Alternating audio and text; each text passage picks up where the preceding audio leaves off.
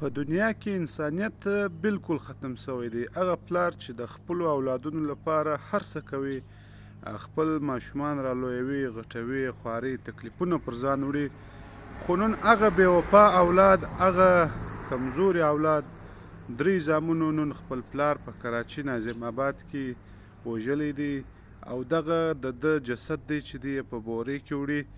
صرف او صرف د الله امتحان دی. دغه زامنو خپل پلار وژلی و، د هغه وروسته په دا بورې کې اچولی و چې دوی د کچرې وزۍ ته وړي، په کچره کې غورځوي، خو له بده مرغه د پولیسو لخوا چې کوم چکین سوی و، دغه 3 زامن ونیول سول. بعد کې دا معلومه سوه چې دغه پلار خپلو زامنو وژلی دی. دغه زموږ په نړۍ کې ژوند سو. یو پلار د خپلو زامنو لپاره څه کوي، څومره تکلیفونه وړي، او بیرته هغه زامن راولاړېږي خپل پلار په شهادت باندې رسوي. زموږ په نړۍ کې دغسې ډېرې واقعات پېښ شوي دي، خو دغه نړۍ بې وفا ده، له یو چا سره یې وفا نه ده کړې.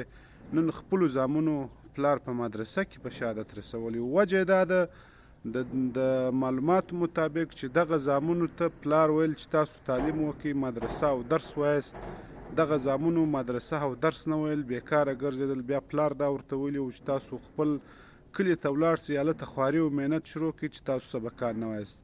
پر دغه باندې تاوتریخوالي سره راغلی و چې دغه 3 زامنو خپل پلار په شهادت ورساوی، او بیا یې په بورۍ کې اچولی و، په کچره کې غورځوي چې دوی بورۍ اخیستې وه، پلسو د چکینګ پر مهال باندې چې دوی دا بورۍ ښکاره کړي چشمې کې راخیستې دي. بیا پر دغه مهال باندې چې په بورۍ کې وکتل، په بورۍ کې د پلار جسد پروت و.